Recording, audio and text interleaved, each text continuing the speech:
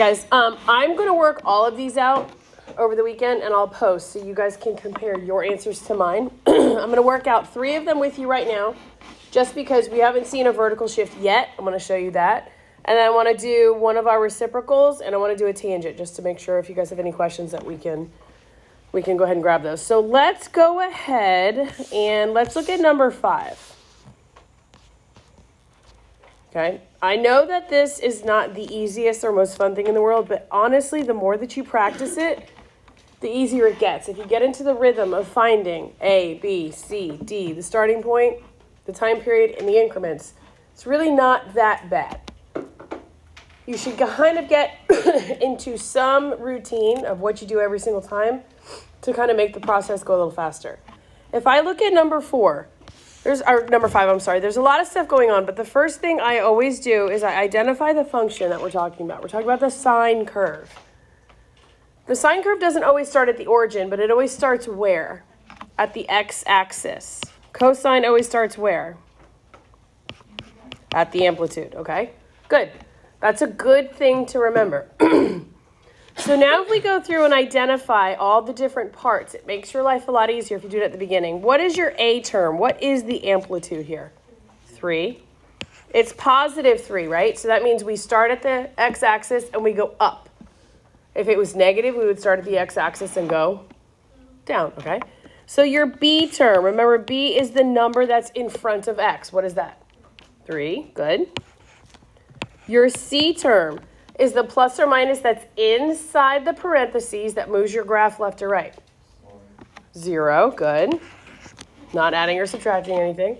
And then the D term is your plus or minus that's at the beginning or the end.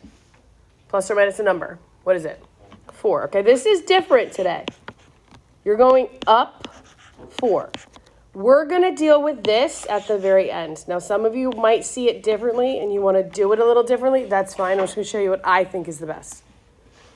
So now we're going to talk about the 3 most important pieces once we identify that stuff. So where is your starting point? How do we figure out what our starting point is? C over what? B. Okay. What is my C value? 0 over 3. So where am I starting? I'm starting at 0. Okay, that's good. That's easy. So now I need to know my time period. How do you figure out your time period? 2 pi divided by what letter? B. Okay, so in this case, we say 2 pi divided by, what's my B value? 3. 2 pi divided by 3. Okay, why is that important? Okay, why? Another reason why that's super important for us to figure out. How do we know how far each point is away from each other? The increments. How do you find the increments? You take the time period and divide it by 4. So I'm going to take 2 pi divided by 3, and I'm going to divide that by 4. When I divide by 4, I'm really dividing by 4 over what? Anywhere. I'm really dividing by 4 over what? 4 over 1. Guys, this is a simple fraction. We're going to keep change flips. So 2 pi over 3 times what? When I flip 4 over 1, what does it become? 1/4, okay. So what am I adding each time? Pi over 6, yeah? I'm adding pi over 6. So each increment starting at 0, I'm going to add pi over 6. Everybody with me? Yes or no? Okay, so let's go ahead and let's get that on our graph. My starting point was 0. So then I have to find all the spots after that. I like to put my starting point and then 4 tick marks so I don't miss anything. Each increment is pi over 6. So if I add 0 plus pi over 6, what do I get? Pi over 6, okay? So my first tick mark is pi over 6. So now I'm going to take pi over 6 and add another pi over 6, and I get what? 2 pi over 6, which equals pi over 3. Whatever you put on your graph needs to be simplified. If you leave 2 pi over 6 like that in red, to then find the next one, so you don't have to get a common denominator again. That's fine, but whatever you put on the graph needs to be simplified. So now to find the next tick mark, I'm going to take this 2 pi over 6 and add pi over 6, and I get what? 3 pi over 6, which is what? So pi over 2 goes here. Then I'm going to add pi over 6 again, and I get 4 pi over 6, which gives me 2 pi over 3. So there I have my whole interval. Is everybody with me? Now the next thing I'm going to do is, don't forget your amplitude. The highest we said we went was 3, and the lowest was -3, correct? Now, we have not dealt yet with the up 4. At this point, you can if you want. I don't like to. I like to graph my original without the vertical shift and then look at it. So I'm going to graph what I have right now with a dotted line. You can use a solid line if you want, and then just make sure your answer is darker, highlighted, different color, whatever. But if you have a sine curve, it starts at the x-axis, yes? And then since it's a positive 3, we're going to go up. So I'm going to start here at 0, and then I'm going to go up here. Then I come back to the x-axis, and I come down here. Back to the x-axis. Do you guys agree with me that my sine curve, without the shift, looks something like this? Everybody with? All right, so here is the vertical shift that we haven't dealt with yet. How many spaces up should I move each of my points? 4. Up 4. So my amplitude is actually going to go up to what?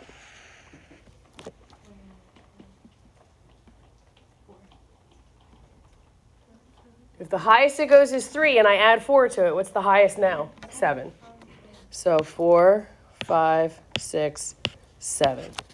So all you do now is take each point that you've already graphed and you move it up 4 spaces, each one. So I'm going to say, okay, this one at 0 goes up 1, 2, 3, 4, and it's actually here. My point at 3 moves up 4 spaces, so 1, 2, 3, 4. My point at 0 goes up 4 spaces, 1, 2, 3, whoop, up a little more, 4. My point at -3 moves up 4 spaces, and it goes to where? What's -3 plus 4? 1, good, Mikey. And then my point that's at 0 moves up 4, so it goes 1, 2, 3, 4. So here in pink is your answer.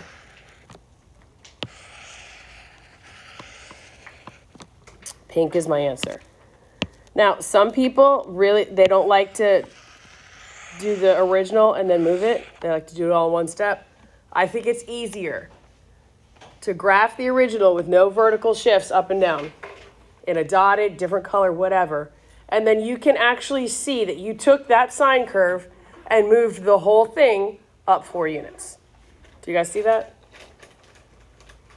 Yes? You with me? Okay. We okay? Yeah? Okay. Questions? Let's go on down to number 9. All right, how's 9 a tad bit different? It's a reciprocal. All that means is when we graph it, we're going to flip. We're going to graph the original, and then we're going to flip. So what is the reciprocal of cosecant? Sine. Okay. So I know it. Whoops. I know in my mind, I'm thinking of a sine curve. This is what it's going to look like. So let's identify all the parts. A, B, C, and D. What is your A? Okay. Why is that important that it's negative? We're going to start at the x-axis, right? We're going to start at the x-axis because it's a sine, and it's going to go which direction? My first point. Down. Okay, good. What is B? What's the number in front of x? 1. Is there a phase shift here? Are we moving this thing left or right? Yes. Where are we moving?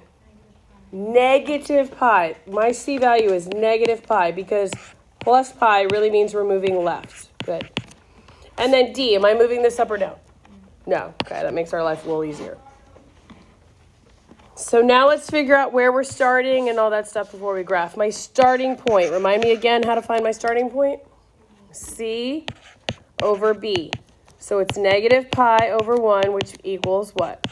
Negative pi. So I'm starting my graph at negative pi. My time period is 2 pi divided by my b value, which is 1. So what's my time period? 2 pi. And the reason that's important is because we have to figure out from one point to the next how much space is taken up, how far apart they are. So you're going to take your time period and divide it by 4 for your increments. So it's 2 pi divided by 4 equals what? Pi over 2. So you're going to take negative pi, yeah, and we're going to add pi over 2 to it, and then we're going to keep moving. Now, again, we are graphing now cosecant. We're not graphing sine. So we're going to actually graph sine on our graph and then flip it. So my starting point, ladies and gents, you told me was at negative pi, correct? So it's over here at negative pi. So now I'm going to find some more tick marks.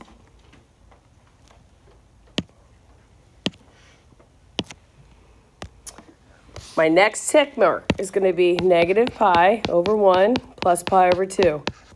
Where is my next tick mark going to be? At where? Negative pi over 2. Is that okay that I'm still on the left-hand side? Is that allowed? Yeah. Last period, somebody was working on one, and they didn't actually ever get past the origin. And they're like, so I did something wrong. Like, no, you didn't do anything wrong. That's okay. I'm just going to extend this a little bit. So I started here at negative pi. So you guys told me when I added negative pi and pi over 2, I got negative pi over 2, correct? All right, my next tick mark, if I add negative pi over 2 plus pi over 2, what do I get? 0. Okay, so my next tick mark is at 0.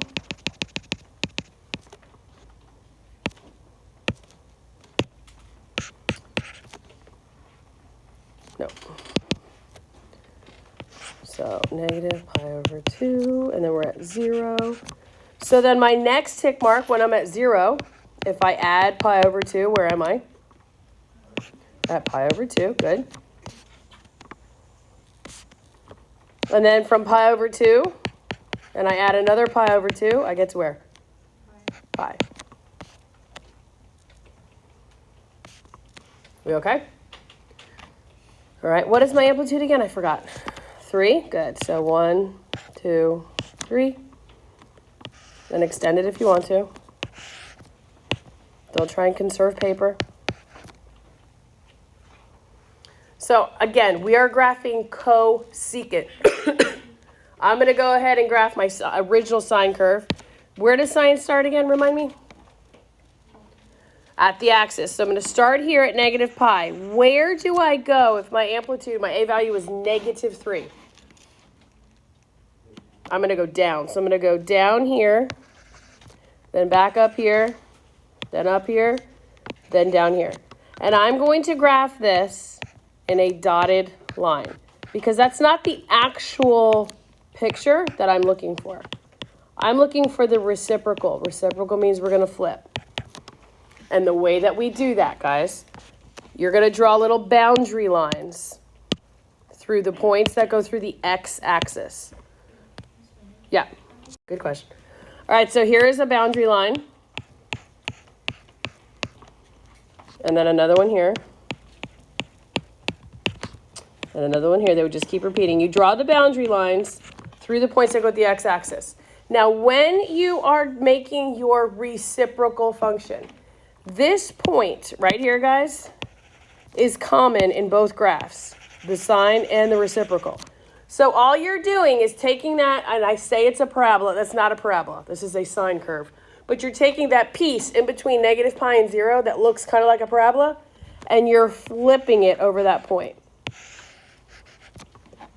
In our next section, you're taking this piece right here that looks kind of like a parabola. It's not, but you're flipping it here.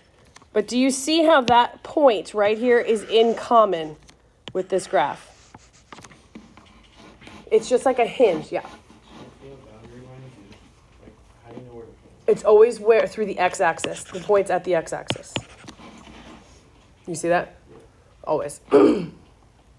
But when you're graphing sine and cosecant, you do the whole problem like it's a regular sine or a regular cosine. The thing that's changed is at the end, the graph that you want is what I have in pink, not what I have in blue. And again, some people don't like to graph the original. I think it's very, very hard not to graph the original.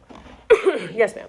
So for the test, if we get this type of problem, do you still want us to have like the sign dotted out, or do you want us to erase it? You can keep it. I mean, if you want to erase it, Ashma, because it makes you like the way it looks better, so that's fine.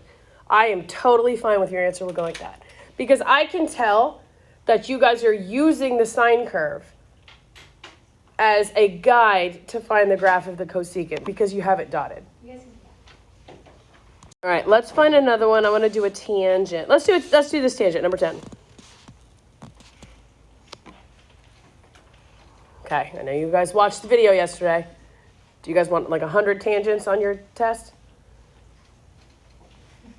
No? Oh my gosh, tangent's so much easier. What do you need for a tangent?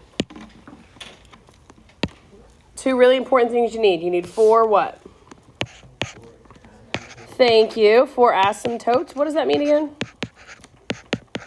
What are asymptotes? Those are those boundary lines that your function gets really, really close to but never does what? Okay, so 4 asymptotes and 3 what?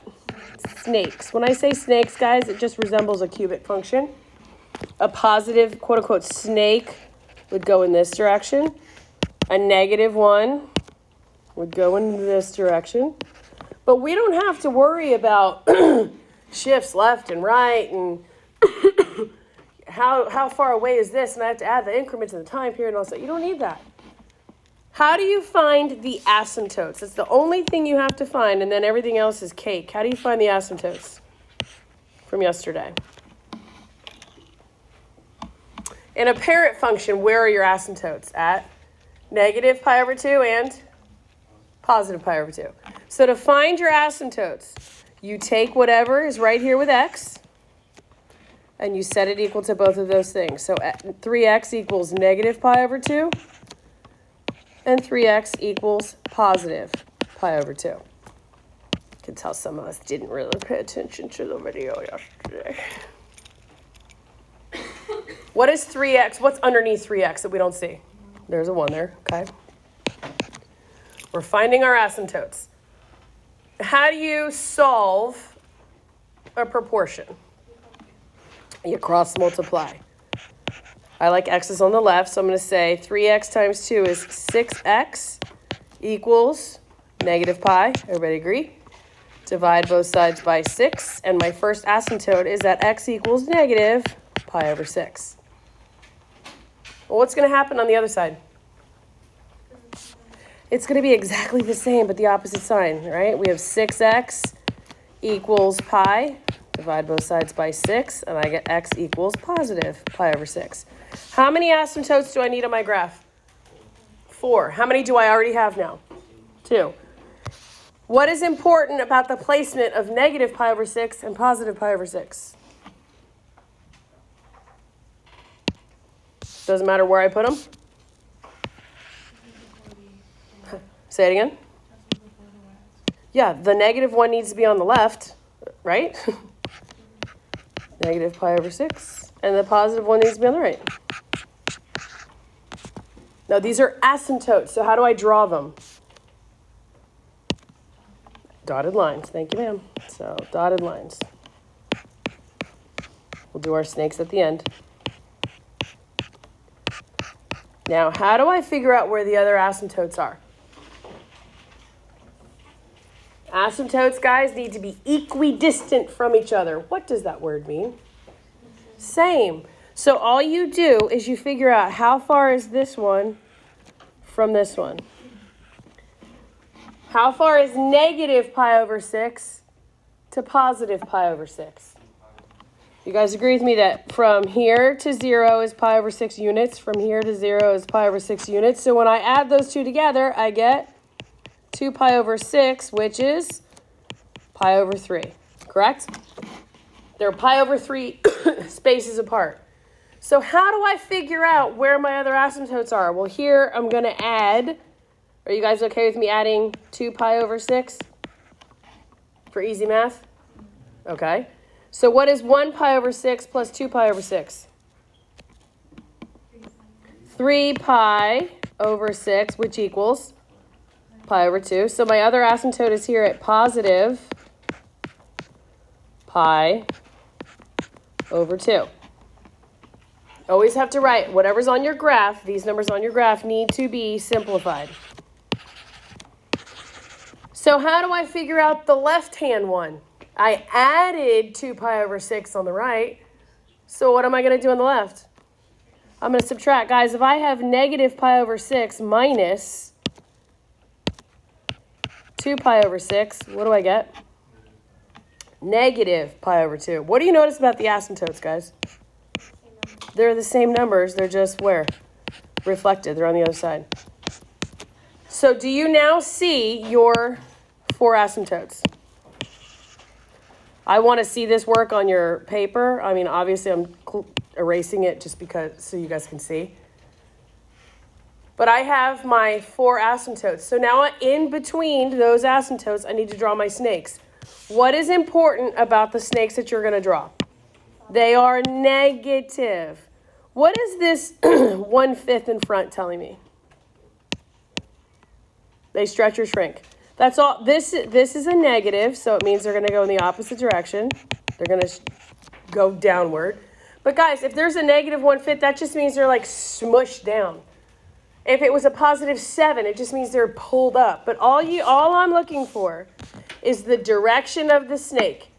And it's not a line, right? It's a negative snake-looking thing that gets close to the asymptotes but does not what? Doesn't touch. I don't want something like this. I want something that is inside that goes from one asymptote to the other. It's the general direction and the general shape. So for those of you who 5 minutes ago who said, oh God, I don't want a lot of tangents, you should want a lot of tangents. These are easy. You take whatever is with x, set it equal to negative pi over 2, positive pi over 2. That finds your first asymptotes. Figure out how far the asymptotes are from each other. Then you add that on the right side, subtract it on the left. Yeah. Sometimes like that you reduce the asymptotes, can we always just add the same number like twice? Yeah. Yeah, that's the beauty of tangent.